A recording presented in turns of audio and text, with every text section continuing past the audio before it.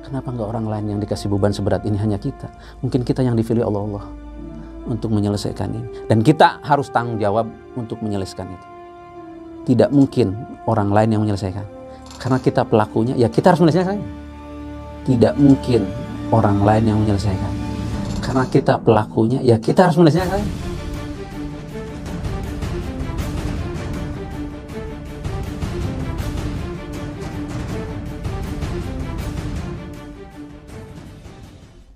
Bismillahirrahmanirrahim. Assalamualaikum warahmatullahi wabarakatuh. Alhamdulillah kita kembali lagi pada acara yang luar biasa, Podcast MTR, Utang Lunas, Bisnis Mengganas. Alhamdulillah acara ini banyak digemari oleh orang-orang yang ingin utangnya cepat lunas dan bisnisnya ingin meroket menjadi lebih berkelas kembali. Alhamdulillah bagi teman-teman sekalian, para pemirsa yang ingin mendukung program-program kita, jangan lupa subscribe, kemudian share dan komen. Apabila ada pertanyaan-pertanyaan yang ingin disampaikan, silahkan komen sebanyak-banyaknya di kolom di bawah ini. Nah, alhamdulillah, seperti biasa kita kedatangan tamu yang luar biasa, tamu yang akan bisa memberikan inspirasi dalam bagaimana cara kita untuk menyelesaikan utang piutang kita. Alhamdulillah di ruangan ini sudah ada Pak Cecep. Assalamualaikum Pak Cecep. Waalaikumsalam warahmatullahi wabarakatuh. Masya Allah. Alhamdulillah beliau adalah pengusaha kontraktor yang utangnya miliaran. Beliau tidak berkenan disebutkan nilainya, namun menurut saya sangat fantastis nilainya. Alhamdulillah kita sudah kedatangan beliau dan mau berbagi sharing session tentang bagaimana penyelesaiannya, bagaimana yang harus dibangun ketika dalam proses penyelesaian. Begitu ya Pak Cecep ya? Betul. Pak, sekarang yang sedang digeluti di bidang apa nih Pak? Kontraktor ya Pak ya? Masih. Alhamdulillah, bismillahirrahmanirrahim. Assalamualaikum warahmatullahi wabarakatuh. Waalaikumsalam warahmatullahi wabarakatuh. Terima kasih sudah berkenan memanggil kami. Kayak kita diskusi ngobrol santai aja. Santai aja Pak. Jadi alhamdulillah kami, terutama saya, mengenal MTR itu dari YouTube. Dari YouTube ya? Ya. Tahun berapa itu Pak Yogi? Itu kurang lebih 2019. 2019. Ya. Jadi proses perkenalan antara September. Pak Cecep sampai sekarang berarti sekitar 1 tahun ya? Setahun ya kurang lebih. Jadi alhamdulillah terakhir itu saya ikut acara namanya PBTR. Platform Bisnis Tanpa Riba. Ya, terakhir dengan Bu Yuli kalau nggak salah ininya. Kurang lebih itu 3 hari ya. 3 hari, 3 malam. Nah, alhamdulillah dari situlah saya berpikir bahwa apa sih ini MTR? Saya selalu berpikir bahwa ini mungkin investor yang mau memberikan dana untuk mengembangkan bisnis kita gitu. Kan biasanya suka perbankan. Ini saya berpikir ini ada satu komunitas yang istilahnya punya hutang tapi lunas gitu, miliaran gitu. Tapi setelah saya alhamdulillah masuk, saya juga mungkin yang lain sih pakai kaos seperti saya. Tapi kalau saya pakai meja biasa, karena saya berpikir ini mau ketemu investor gitu, harus rapi, harus memastikan bahwa kita ini layak dibantu gitu. Tapi subhanallah bahwa setelah hari pertama dan kedua, saya tersadarkan gitu. Saya mengembangkan bisnis perusahaan ini adalah Citra Mandiri Group. Bisnis saya adalah kontraktor. Saya mengembangkan bisnis kurang lebih udah hampir 12 tahun. 12 tahun sampai kemarin kita proses hijrah. Nah, proses itulah yang saya berpikir bahwa ada yang salah dalam pengelolaan bisnis. Jadi kita secara ilmu bisnisnya paham, secara fikih muamalahnya nggak paham. Dan ini banyak ditemukan dari teman-teman juga bahwa mengembangkan bisnis tanpa memahami hukum Islamnya. Nah, akhirnya di situ saya berpikir bahwa ini bukan mau minjaman uang, tapi kita disadarkan fundamental kita. Disitulah akhirnya saya berpikir bahwa tidak ada cara lain bahwa hutang adalah itu gerbangnya riba, dan riba itu Allah nggak ridhoi. Makanya disitulah saya berpikir, saya sudah bilang ke tim kami, termasuk ke istri, bahwa kita harus hijrah. Dalam artian meninggalkan itu semua, dan kita berbenah juga dari sisi bisnisnya. Jadi mungkin itu awal perkenalan saya dengan komunitas MTR. Perkenalannya tahun lalu, tahun 2019. Acara PBTR. Salah persepsi di awal ya Pak ya? Betul. Salah persepsi di awal, berharap untuk mendapatkan bantuan. Betul. Tapi tidak mendapatkan bantuan sama sekali. Menyesal nggak Pak? Atau bagaimana? Justru mungkin cara Allah, karena selama setahun saya pencarian, kenapa sih bisnis kita ini seolah nggak berkah gitu. Jadi kalau misalkan ini ada saja proyek rugi dan sebagainya, mungkin kalau setelah transfer dan sebagainya, ini mungkin saya bilang cara Allah. Akhirnya Allah menggiring, bukan kita dikasih pinjaman, tapi dirubah mindset kita. Bahwa kita jangan mengembangkan bisnis dengan hutang. Gitu. Dari situlah saya alhamdulillah nggak menyesal, justru saya bersyukur bahwa ini cara Allah memberikan memberikan jalan bahwa inilah yang sesungguhnya berbisnis. Gitu. Nah itu loh mungkin. Berawal dari kegiatan PBTR itulah mulai ada penyadaran, kemudian mulai melangkah lagi. Betul. Ya Pak ya, proses-proses yang dulu sebelumnya tidak baik diperbaiki begitu ya Pak ya. Betul. Di dalam proses penyelesaian itu berapa tahun Pak? Utang sampai miliaran tadi Pak? Ya kurang lebih saya emang nggak ujug-ujug langsung kita bisa bayar kan. Karena hutang kita juga emang lumayan besar gitu. Jadi kalau bisa dibilang hutang dengan aset itu jelas jauh. Saya minta pendapat seperti apa. Sebenarnya beliau menyampaikan bahwa yang salah itu bukan bisnisnya. Yang salah itu pengelolaannya. Oke. Jadi poinnya di situ. Jadi saya sempat bahwa perusahaan ini mau saya bubarkan. Karena kita tahu bahwa hutang dan riba itu dosanya luar biasa. Tapi setelah kita diskusi, dan alhamdulillah saya ikut juga program-program MHBHB, terus BIM, CCKU dan sebagainya. Saya ikutin program di MTR dan itu alhamdulillah cukup bagus, dan disitulah saya bagaimana berbenah mengembangkan bisnis istilahnya dengan tanpa utang. Jadi ya alhamdulillah ilmunya itu di MTR.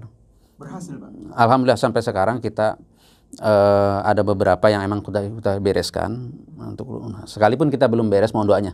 Amin. Mohon doanya, emang insya Allah saya target saya pengen secepatnya emang. Tapi dengan sekian miliar yang bisa saya selesaikan, kita nggak ada akad-akad baru. Bahwa kita petakan mana yang prioritas, mana yang tidak. Tapi semua prioritas harus kita bayar. Tapi minimal kita tahu bahwa kita mengembangkan bisnis itu jangan berhutang kembali.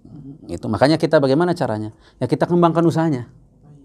Mungkin kalau di MTR itu hutang atau bisnis. Nah kita lebih fokus ke bisnisnya. Insya Allah dari bisnis inilah kita bisa membayar hutang. Nah itu yang kami lakukan.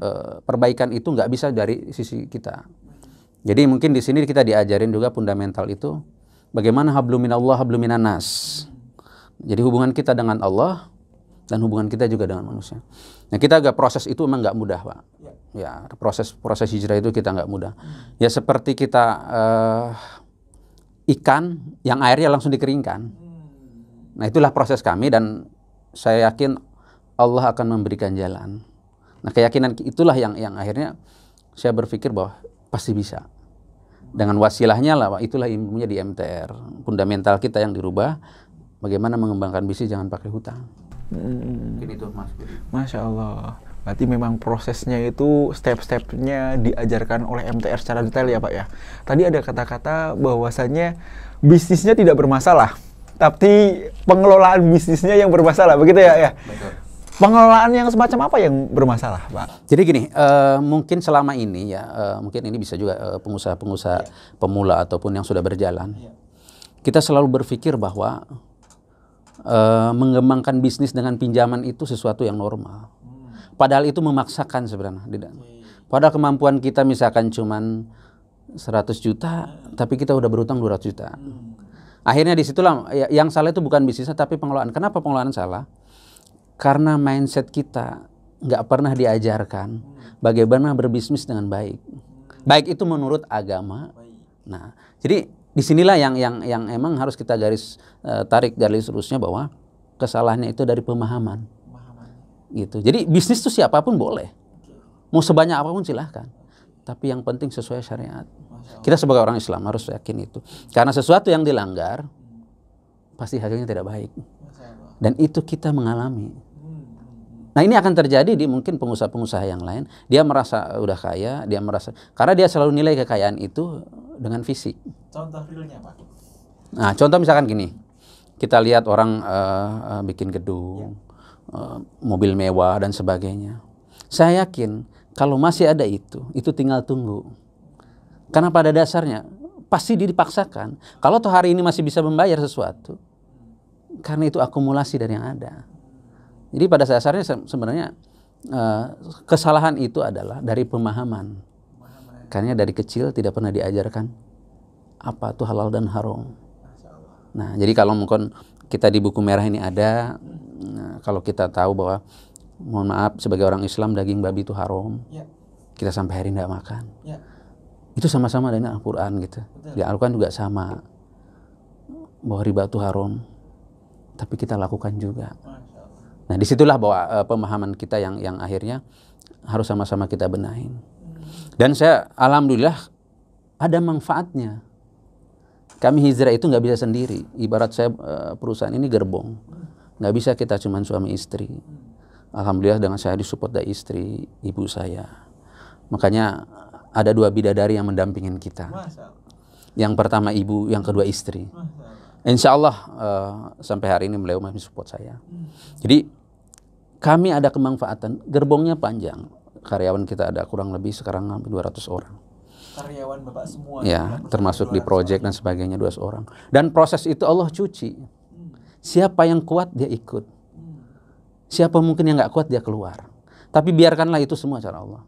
Karena saya selalu berpikir bahwa Ustadz dan guru-guru kita juga jangan selalu pegang gelasnya terus. Karena kalau kita nggak pernah lepas, Allah tidak akan mengganti dengan gelas yang baru. Itu seperti itu mungkin proses kita. Jadi kita juga sama.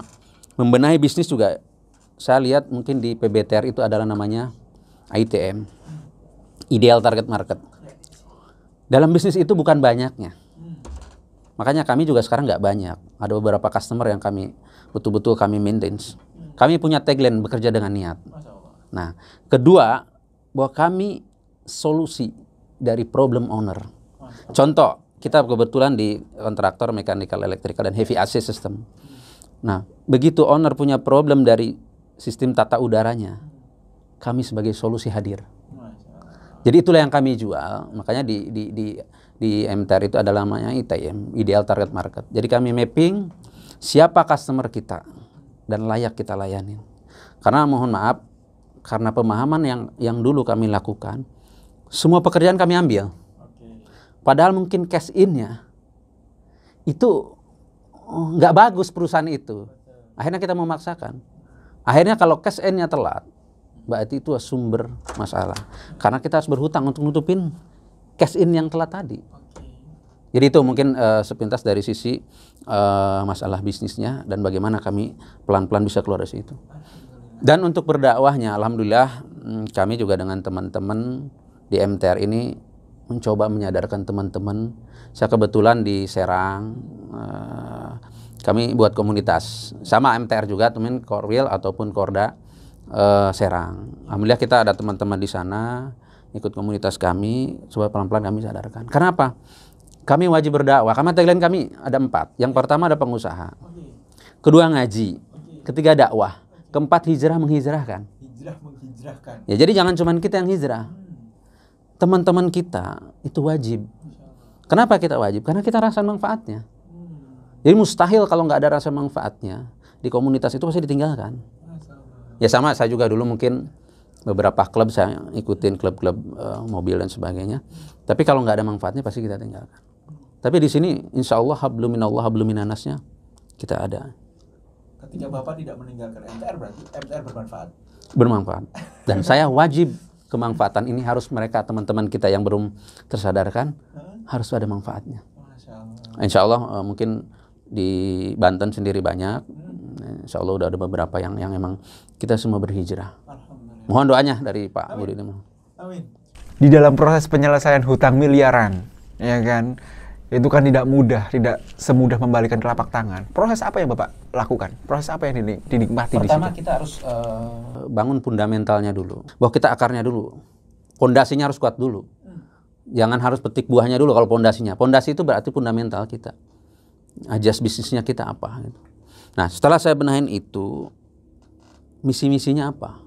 Nah, kita benahin dulu. Terus siapa yang menggerakkan juga? Jadi emang kita nggak cuma hijrah. Tapi mulai dari prosesnya kita meng-hire tim, membenahin tim yang ada, emang kita benahin semua. Itu dari sisi tim, internal kita benahin. Eksternalnya, terutama kan luar biasa tekanan dari punten ya kalau bilang rentenir, terus investor dan sebagainya, dia kan mau hari itu lunas. Sedangkan kan kondisi kita belum siap atau belum punya mah. Nah kita negosiasi. Insya Allah di situ dengan pendekatan kita termasuk supplier dan sebagainya kita datengin. Kita yang safari lah ke mereka. Ya kita proses ini, kita minta waktu dengan target dia cicil. Ya alhamdulillah akhirnya proses itu yang ada kita sekarang beli cash, yang lama kita cicil. Tetap ke supplier yang sama atau mungkin ke pemasok yang sama. Jadi kita istilahnya kalau di strategi saya ya kita berdakwah juga sama mereka. Itu kita kasih juga pemahaman bahwa apa yang kita lakukan ini salah. Alhamdulillah ada beberapa teman-teman juga yang memahami itu dan mereka pelan-pelan juga tersadarkan. Jadi kita nggak langsung, kita melalui dakwah juga ke mereka. Jadi itu mungkin yang kami lakukan dari sisi pembenahan. Pak, tadi ngobrol-ngobrol tentang ada faktor ekstern dan banyak orang tidak sanggup menguatkan mentalnya terhadap ekstern tadi. Banyak orang yang ada cerita di video-video kita sebelumnya, ada Pak Hikmat yang dia sampai ngekos Pak, ngekosnya itu tidak di tempatnya, jadi sebelah rumahnya ngekos. Karena apa? Karena takut didatangi oleh debt collector. Sekeras apa Pak tekanan debt collector ke Bapak? Atau mungkin investor atau apa, sampai sekeras apa? Monggo Pak. Pasti semua pengusaha yang proses hijrah akan mengalami. Ya kita wajib menikmati karena apa? Itu cara Allah mencuci kita. Jadi sesuatu yang mau bersih itu harus dicuci bersih. Nah itulah proses kita. Nah caranya adalah supaya menguatkan kita. Yang pertama kita yakin Allah akan bantu kita, memantaskan diri. Kedua kita jangan jauh dari jamaah. Ya alhamdulillah kami di komunitas ini juga alhamdulillah. Jadi kita sering sharing. Karena apa? Dengan sering diskusi kita akan tahu bahwa yang punya masalah bukan kita aja. Teman kita juga punya masalah. Nah dan kita harus yakin kenapa Allah memberikan cobaan hanya sama kita. Kenapa nggak Pak Budi gitu? Kok cuman saya yang sekian miliar gitu? Kenapa? Karena Allah yakin dia menitipkan itu sama kita. Dan Allah pasti bantu kita. Jadi kita anggap bahwa proses hijrah itu bukan sesuatu yang mungkin awalnya saya selalu berpikir begitu, tapi setelah saya coba mengaji juga, karena kita paham kenapa kita punya hutang sekian banyak, karena kita nggak paham. Kita harus ngaji dulu. Nah begitu kita tahu bahwa kenapa nggak orang lain yang dikasih beban seberat ini, hanya kita. Mungkin kita yang dipilih Allah untuk menyelesaikan ini, dan kita harus tanggung jawab untuk menyelesaikan itu. Tidak mungkin orang lain yang menyelesaikan. Karena kita pelakunya, ya kita harus menyelesaikannya. Jadi balik lagi bahwa kita harus berjamaah. Disitulah kita bisa bersinergi, bisa tahu problem itu bukan cuma kita, teman-teman pengusaha juga sama. Ya saya yakin teman-teman pengusaha yang masih di luar sana, mereka nggak bilang aja. Betul. Karena hutang tuh gengsi. Kalau kita alhamdulillah malah minta doanya supaya agak cepat lunas. Karena apa? Buat kita sesuatu itu harus kita gaungkan. Karena itu sesuatu yang memaksakan di luar kapasitas kita. Mungkin itu yang dari sisi ini kita harus selalu berjamaah. Pak, di dalam proses hijrah, di dalam proses perbaikan muamalah tadi, apalagi adalah sakofa Islam yang masuk. Tadi Bapak menyebutkan pertama ada sekitar 200 karyawan, kemudian banyak juga yang meninggalkan. Seperti apa itu Pak, proses itu? Ya, saya nikmatin aja. Karena apa? Seperti yang saya bilang tadi, bahwa kita selalu pegang, itu tidak akan pernah Allah ganti. Jadi mungkin menurut kita baik, menurut Allah tidak. Jadi kita harus berprasangka baik aja. Apapun yang sekarang terjadi, itu pasti Allah sudah atur. Allah udah titipkan. Nah proses itulah yang saya juga lakukan. Kita misalkan kalah tender dan sebagainya, saya yakin Allah udah menitipkan sesuatu yang baik. Berarti sekarang ketika kalah tender juga tetap bersyukur begitu tetap, ya? Dulu karena gimana? Ya dulu kita selalu berpikir bahwa sebagai manusiawi kali ya. Kalau sesuatu itu kalah pasti kita marah dan sebagainya. Sebenarnya kita sekarang lebih bagaimana? Pasti ini ada cara Allah. Jadi kita balik lagi bahwa kita namanya makhluk. Jadi kita nggak bisa apa-apa. Jangankan cuma rezeki, nyawa aja kita nggak tahu kapan Allah cabut. Cuma dalam proses berhutang wajib kita berpacu dengan waktu. Jangan sampai kita meninggal membawa utang. Betul, karena mungkin pernah dalam Al-Quran seperti pencuri, dibangkit seperti pencuri. Jadi kita nggak mau seperti itu. Makanya selama Allah kasih waktu, mari kita bereskan urusan dunia ini. Dan MTR memberikan nilai-nilai bagaimana step-step menyelesaikan utang. Betul. Karena disinilah teknisnya sebenarnya. Teknisnya itu di MTR. Karena toolnya ada di sini. Kenapa saya selalu ngomong MTR? Ya kami bangga di MTR karena ini komunitas yang emang membawa manfaat. Dan ajas kemanfaatan itu siapapun nggak harus disuruh. Dan kita wajib berdakwah di situ. Karena mohon maaf dosa kita yang sekian tahun, 12 tahun ngeriba. Itu kalau mau untuk dengan sholatnya nggak cukup. Berarti harus dengan dakwah katanya. Karena begitu orang yang kita dakwahkan, kita dapat pahalanya. Oleh karena itulah, Bapak beserta teman-teman di Tangerang, di Banten gitu ya, di Serang, setiap waktu hijrah dan menghijrahkan orang lain. Itu tagline kami, hijrah dan menghijrahkan. Termasuk ya mungkin bukan cuma teman-teman pengusaha, termasuk keluarga kita, kakak kita, saudara-saudara. Betul. Itu dulu. Kita mungkin ke orang lain bisa, tapi di lingkungan kita enggak gitu. Tapi emang tidak mudah. Karena mungkin zaman Rasulullah juga seperti itu. Kita juga tidak mudah, karena tidak mungkin gitu. Tapi kita harus yakinkan bahwa itu pasti bisa. Gimana Pak proses untuk menyadarkan satu gitu? Sebenarnya begini, emang mereka juga nggak bisa ujuk-ujuk. Pasti awalnya menolak. Mungkin kita tahu ada beberapa rekan-rekan saya juga yang dari Tangerang kan. Awalnya memang nggak percaya, tapi saya yakinkan tidak akan pernah bisa akal manusia menyelesaikan itu semua. Nah, dengan cara apa? Kita ajak ke kantor kita diskusi, kita ngobrol, pembenahannya seperti apa. Kita kasih contoh. Bahwa ini yang udah kami lakukan, apa hasilnya. Dan itulah yang ajas kemanfaatannya akhirnya ada. Alhamdulillah. Masya Allah. Berkenaan dengan buku merah Pak, mungkin Pak Cecep sudah baca buku merah, mungkin ada yang mau di-sharing tentang buku merah gitu. Sebenarnya begini, buku merah ini tool buat kita. Saya kalau ya mohon maaf, teman-teman di Serang, ini selalu saya bilang di rumah harus ada ini. Jadi kalau nggak punya ini kayaknya bukan orang MTR. Karena apa? Begitu bertamu kita kasih ini. Karena di sini kita nggak cukup waktu untuk menyampaikan. Silahkan bawa pulang dan baca. Dan itu efektif Pak? Alhamdulillah efektif. Kenapa saya bilang? Karena kita setelah mereka baca, oh iya, ini kayaknya terasa dengan kehidupan saya sehari. Ya karena ini emang kisah nyata. Bukan istilahnya mengarang, mohon maaf saya bilang. Ini kisah nyata dan ini dirangkum di satu buku. Dan ini kita sajikan ke mereka. Kalau Anda lakukan ini, hasilnya ini. Nah ini itu yang efektif, yang emang harus kita sebarkan. Karena ya istilahnya Al-Quran itu bayan kita, cuman teknis bermuamalah untuk jangan sampai punya utang itu ada di sini. Jadi ini tool itu sangat efektif. Di sela-sela kesibukan berhijrah, pastinya kan perusahaan Bapak yang bergerak di bidang kontraktor harus sejalan juga, ya kan? Berjalan bisnisnya, berjalan juga untuk dakwahnya. Bagaimana untuk mengatur itu, Pak Cecep? Betul, emang selama 1 tahun lebih ini saya masih tetap pegang kendali karena ini proseslah fundamental yang harus kita benahin, pondasinya dulu. Emang kita tahapan ke sana itu nanti ada tim-tim kita. Kita udah mulai bagaimana misalkan tim project, tim maintenance dan sebagainya teknisnya itu kita delegasikan dan kita sampaikan ke mereka fundamental kita ke tim itu bahwa kerja itu ibadah. Jadi mereka itu udah amanah. Jadi kita harus sampaikan ke mereka bahwa kerja itu bukan beban. Dan itu perintah dalam Al-Quran, kita harus beribadah. Termasuk dalam bekerja. Jadi ini yang kami sampaikan bahwa saya juga harus atur waktu. Ya, Sabtu Minggu biasa misalkan adain tatap muka lah. Dengan teman-teman siapa atau di tempat kami atau di Serang atau di mana terserah. Kita selalu luangkan dalam seminggu itu harus ada. Itu bagian dari dakwah kita terhadap teman-teman kita gitu. Mungkin itu yang saya lakukan selama ini. Alhamdulillah. Pak, terakhir Pak Cecep, boleh nggak Pak kasih saran gitu ya, saran-saran bagi pengusaha-pengusaha yang saat ini dalam kondisi terpuruk karena utang piutang Pak?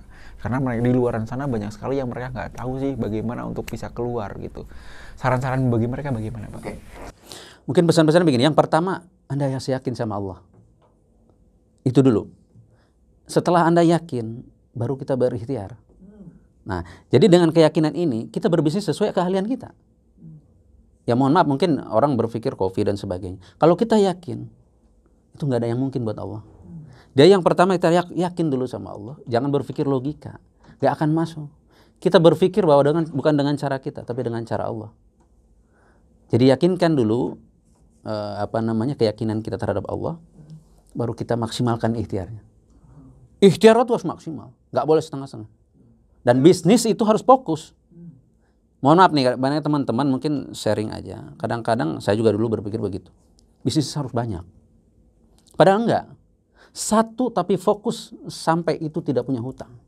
Benahin itu. Jadi bukan banyaknya. Itu mungkin yang Allah berkahi tadi.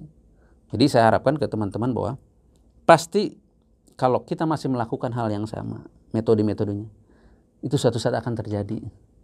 Karena kita mengembangkan usaha di luar kapasitas kita atau di luar aset kita. Jadi fokus terhadap bisnisnya, kembangkan bisnisnya, banyaklah berkumpul dengan teman-teman, termasuk mungkin teman-teman di MTR, agar pengetahuan kita bertambah. Itulah yang bisa mungkin saya sampaikan. Ya, siap. Fokus terhadap bisnisnya ya, dan berkumpul dengan jamaah, dengan komunitas. Dan Pak Cecep menyarankan komunitas MTR ini adalah komunitas yang cocok untuk teman-teman sekalian bisa bergabung dan mempelajari ilmu di situ, gitu ya. Pak Cecep, terima kasih atas waktunya, atas sharing-sharingnya. Semoga usaha bisa terus berkembang, bergerak gitu. Kalau usaha sekarang bagaimana, Pak? Usaha mungkin boleh promosi ke teman-teman sekalian, promosi untuk usahanya. Oke. Ya. Mungkin usaha kami adalah kontraktor mechanical, electrical, spesialisnya di heavy AC. Heavy AC itu heating, ventilation, air conditioning system. Mungkin bisa nanti di website citramandiri.group.co.id itu di websitenya itu mungkin bisa itu akan terlihat kita value produk-produk kita apa aja. Jadi perusahaan kita itu satu bahwa kita menyajikan heavy AC itu standar BP POM. Itu value kita. Jadi misalkan pabrik makanan harus standar BP POM atau Departemen Kesehatan, karena di standar BP POM itu kan mengacu ke WHO. Jadi keamanan pangan dunia. Jadi kita mengacu, kita sajikan temperaturnya berapa, RH-nya berapa, humidity-nya berapa, kelas filternya harus berapa, kita siap. Jadi tagline kami perusahaan Citra Mandiri Group adalah owner punya problem, solusi dari kami. Khusus untuk AVAC. Alhamdulillah. Baik. Teleponnya kontak saya aja 0813 815 0074. Insya Allah 24 jam on call. Alhamdulillah. Barakallah Pak Cecep, semoga usahanya terus berkembang naik dan utangnya segera lunas. Amin. Alhamdulillah, semoga perbincangan yang sedikit ini dapat memberikan manfaat bagi pemirsa di luar sana. Semoga kita semua dapat terus menjadikan diri kita, keseharian kita terus berada dalam lindungan Allah Subhanahu wa taala, dalam jalan yang memang ditentukan oleh Allah Subhanahu wa taala. Terima kasih, mungkin itu saja yang dapat kita sharing. Mohon maaf apabila banyak kesalahan-kesalahan kata. Wabillahil taufiq wal hidayah. Wassalamualaikum warahmatullahi wabarakatuh.